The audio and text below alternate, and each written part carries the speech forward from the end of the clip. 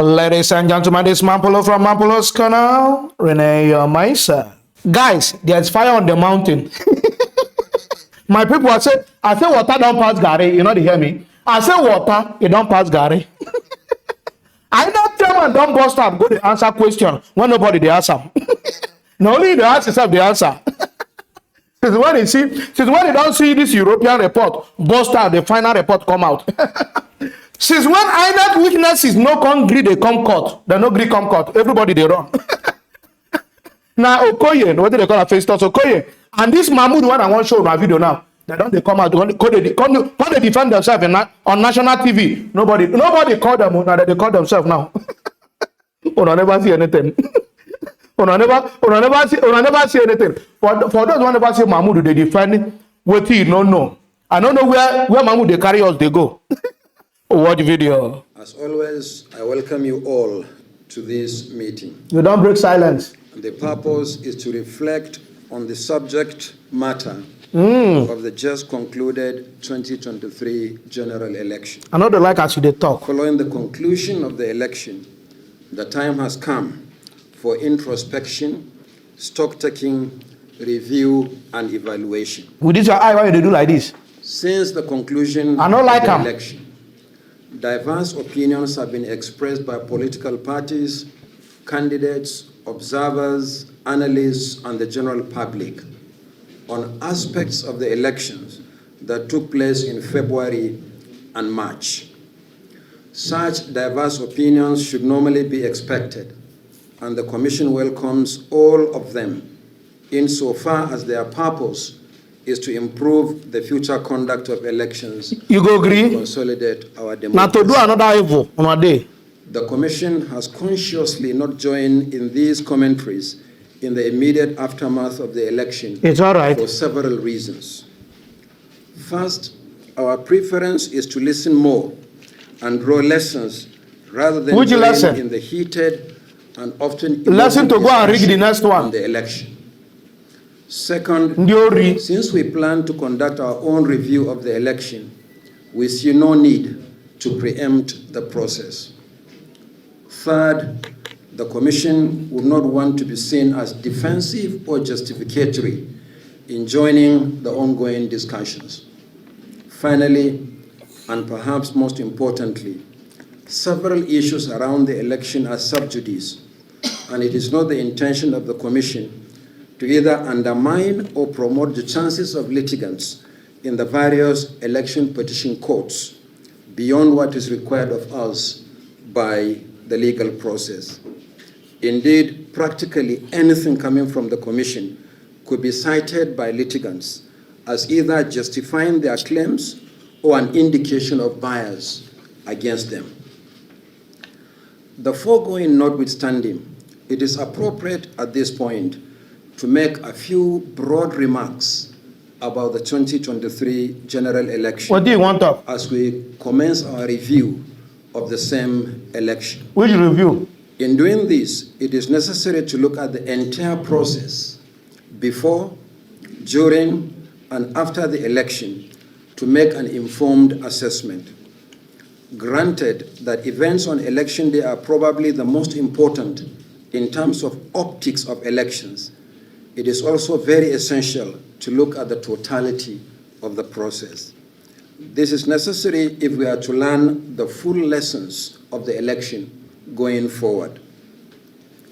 Compared to some previous elections, we believe that the 2023 general election was one of the most meticulously prepared for in recent times.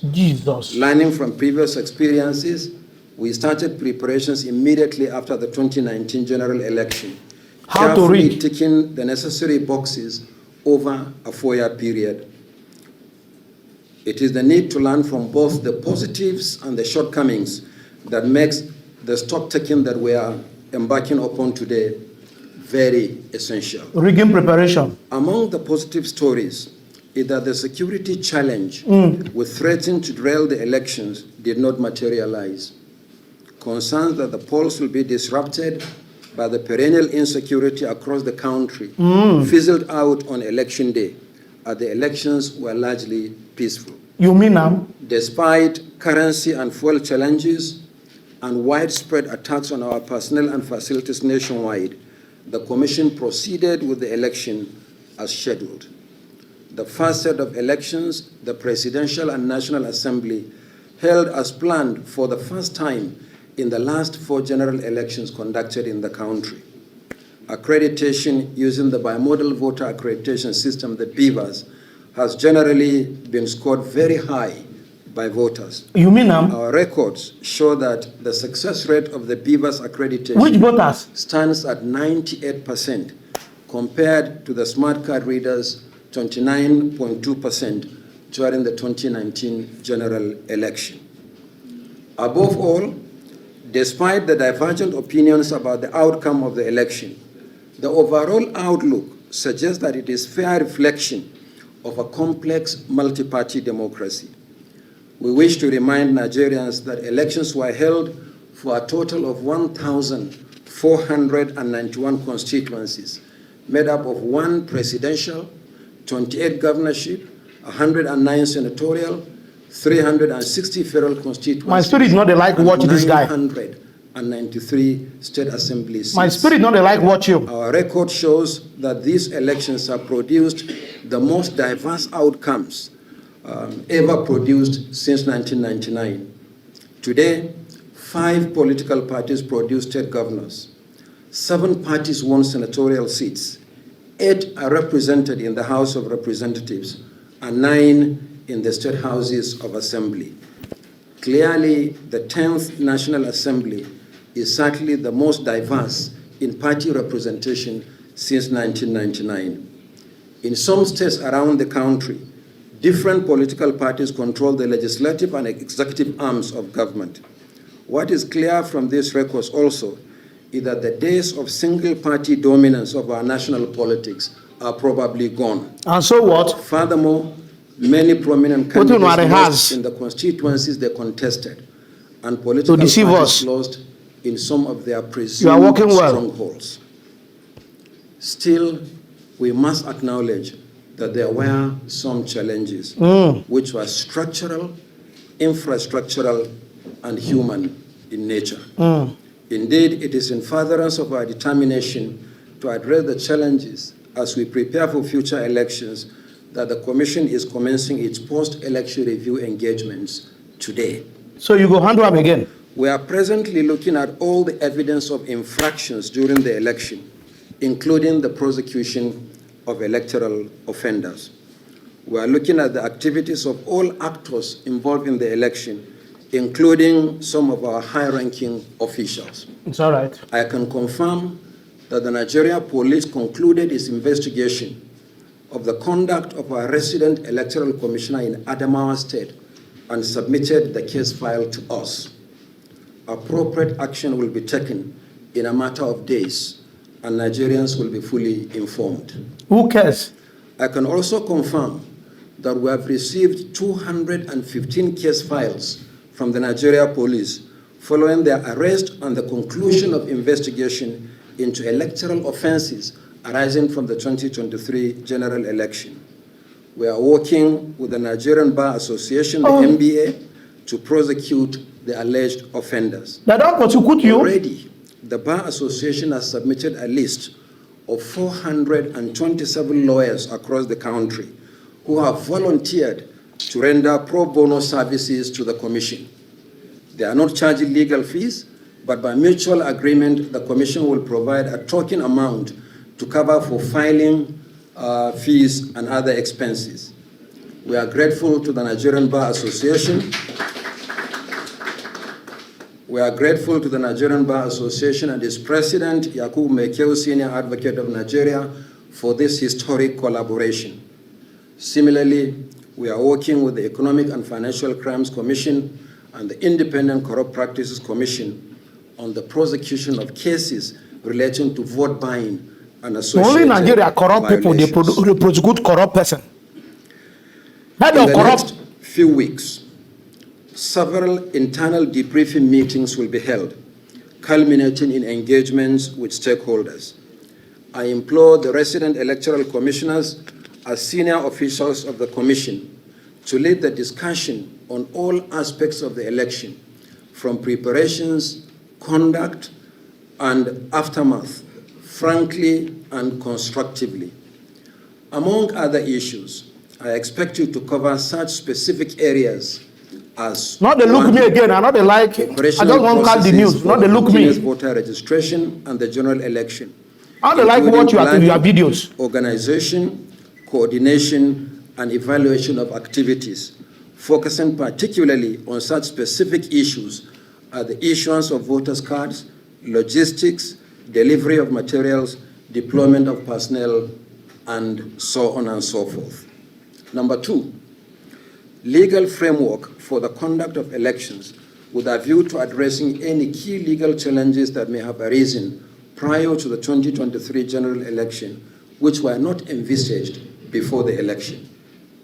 3, technologies deployed in the electoral process, including INEC voter enrollment device, the IVED, the INEC result viewing portal, the IREV, bimodal voter accreditation system, the BVAS, party nomination portal, observers, media, and polling/collation agents accreditation portals, focusing particularly on their performance.